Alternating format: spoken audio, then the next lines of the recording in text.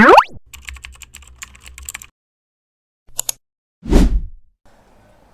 Welcome back guys. आज हमारा topic है अस्थि शारीर। ये रचना शारीर के अंदर वेरी इंपॉर्टेंट टॉपिक है जो एलएक्यू के अंदर भी पूछ सकता है, आधा मॉडर्न और आधा आयुर्वेदिक के साथ। तो अस्थि शारीर के अंदर वो नॉर्मली हमसे क्या पूछेगा, उसकी परिभाषा, उसके प्रकार, उसके स्वरूप और उसके कार्य। उसके अंदर इम्पोर्टेंट उसके परिभाषा और प्रकार हैं।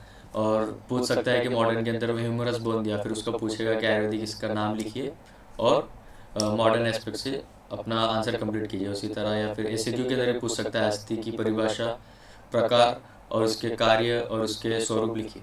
तो हम चलो शुरू करते हैं। अस्थि शारीर। अस्थि शारीर के अंदर हम परिभाषा देखते हैं कि अस्यते इति अस्थि, यानी अन्य धातुओं की अपेक्षा से अधिक समय तक अपना ही रूप धारण किए हुए रहती है, वो है अस्थि यानी बोन। स्थिर, कठिन और शरीर के अंग प्रत्यंग को आकार देने वाली रचना को अस्थि कहते हैं। यानी जो बॉडी को स्थिर रखता है, बैलेंस रखता है, कठिन और शरीर के अंग प्रत्यंग को आकार देता है। यानी अगर शरीर से हमसे बोन निकाल दी जाए तो आकार नहीं मिल सकता। यानी इसकी परिभाषा और स्वरूप के अंदर बता दिया गया है। अब देखेंगे अस्थि धातु की उत्पत्ति कैसे होती है। हमने क्रिया शरीर के अंदर भी देखा है कि धातुओं की उत्पत्ति कैसे होती है। सबसे मेन है आहार रस, यानी आहार का सेवन करने से आहार रस बनेगा। आहार रस है सबसे पहला धातु, रस धातु। फिर रस धातु से रक्त धातु की उत्पत्ति होगी, रक्त धातु से मांस धातु की, मांस से मेद और मेद से अस्थि धातु की उत्पत्ति होगी। तो ये हो गया अस्थि धातु की उत्पत्ति। यानी क्वेश्चन के अंदर अगर आ जाए और ऑप्शन में अगर मेद दे तो हमें लिखना है मेद। ये राइट आंसर होगा कि मेद धातु से अस्थि धातु की उत्पत्ति होती है, यानी सीक्वेंस वाइज अस्थि बनता है। तो चौथा धातु है मेद, पांचवा धातु है अस्थि। तो मेद से अस्थि की उत्पत्ति होती है, मेद धातु से अस्थि की उत्पत्ति होती है। अस्थि धातु से वात दोष का आश्रय होता है, यानी अस्थि धातु में वात दोष प्रदान होता है।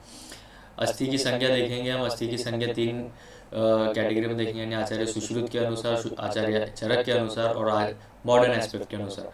आचार्य सुश्रुत ने बताया कि 300 बोन्स होते हैं और आचार्य चरक ने बताया 360 360 बोन्स होते हैं। और मॉडर्न का तो हमको बताया 206 206 बोन्स होते हैं।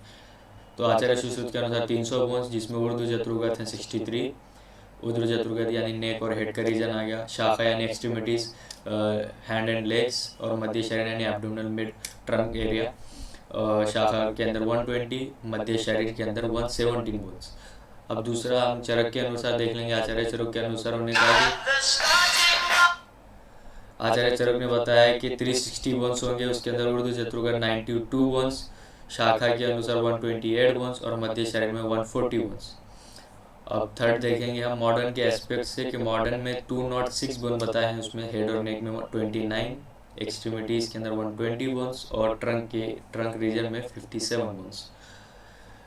ये हमारी परिभाषा, प्रकार और उसकी संख्या हो गई। और नेक्स्ट इंपॉर्टेंट टॉपिक है अस्थि के प्रकार। डायरेक्टली एमसीक्यू में पूछता है अस्थि की परिभाषा लिखकर उसके प्रकार एक्सप्लेन कीजिए। तो सिंपली अस्थि 5 प्रकार की होती है आयुर्वेद के अनुसार।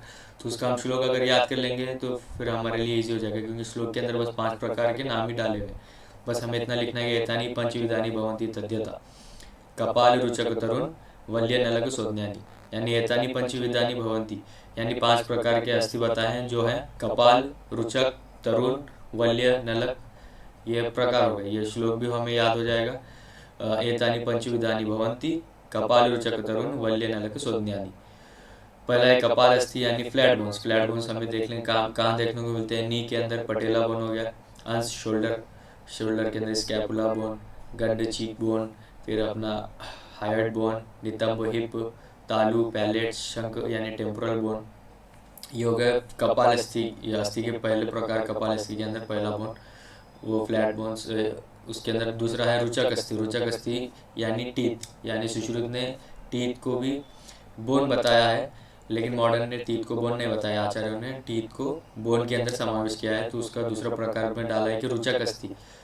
तो रुचक के आप इस तरह याद कर सकते हैं। रुचक यानी रुचि, अपने टेस्ट को बताता है। तो टेस्ट कहाँ मिलता है, मुंह के अंदर क्या है, टीथ है, तो इससे याद होता है रुचक अस्थि, टीथ। तीसरा है तरुण अस्थि। तरुण अस्थि यानी कार्टिलेजेस, यानी पहले मॉडर्न एस्पेक्ट से देखें तो पहले बोन्स कार्टिलेज होते, फिर बाद में वो बोन्स बनते। तो तरुण यानी यंग को भी कह सकते हैं। तो ये फर्स्ट स्टेप है कार्टिलेज। तो इस तरह हम दिमाग में रख सकते हैं। ये आपके सिंपल ट्रिक के लिए बताता हूँ, इसका कुछ कंसेप्ट वगैरह है नहीं, बस याद रखने के लिए कि तरुण अस्थि यानी कार्टिलेज। उसके अंदर कहाँ पे बोन्स होते हैं, ईयर के अंदर, नोज के अंदर, ग्रान, ग्रीवा, नेक, कर्ण और अक्षिकोष आई ऑर्बिट के अंदर ये तरुण अस्थि का समावेश बताया गया है। और चौथा है वल्य अस्थि यानी रिंग लाइक स्ट्रक्चर्स। और पांचवी बोन है हमारी नलक अस्थि यानी जिसके अंदर हॉलो यानी स्पेस होता है, होल होता है, वो नलक अस्थि के अंदर आता है। और वल्य अस्थि यानी कर्व बोन्स या रिंग लाइक बोन्स होते हैं, यानी रिब्स के बोन जो कर्व होते हैं मिड सर वो चौथा वल्य अस्थि। और पांचवा हो गया नलक अस्थि यानी ऑल रेस्ट बोन, जो बाकी के जितने भी बोन्स होंगे वो नलक अस्थि के अंदर समावेश किए जाएंगे। अब हम नेक्स्ट देखेंगे अस्थि का स्वरूप, यानी अस्थि होता कैसा है, उसके अंदर गुण कैसा रहता है, कि वो कठिन होता है या मृदु होता है। तो हमें तो नॉर्मली पता है, बस हमें 2-3 वर्ड याद रखना है कि वो कैसा होता है। सबसे कठिन, गुरु, खर कठिन, स्थूल, स्थिर, मूर्तिमंत गुण पाए जाते हैं उसके अंदर। यानी उसका एक श्लोक भी है उसका, अगर मैं इसे नोट्स के अंदर नहीं डाला हूँ, बस अगर श्लोक अगर याद किए हो तो आपके लिए बेस्ट है। और यह हो गया अस्थि के शारीर सबसे कठिन, गुरु, स्थूल, स्थिर।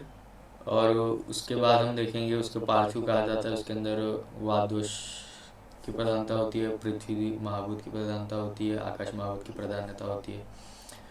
ये होगा उसके स्वरूप। अब अस्थि के कार्य देखेंगे। अस्थि का कार्य क्या है, मेन तो क्या है, जैसे वृक्ष के अंदर का सार भाग काष्ठ के सहारे खड़ा होता है, यानी वृक्ष को जिस जो पूरे उसके वृक्ष के यानी ट्री के ब्रांचेस, लीव्स वगैरह हैं, वो है स्टेम के बदौलत खड़े रहते हैं, उसी सहारे वैसे ही मनुष्य की देह सार अस्थियां ही हैं जिनके सहारे देह का धारण होता है।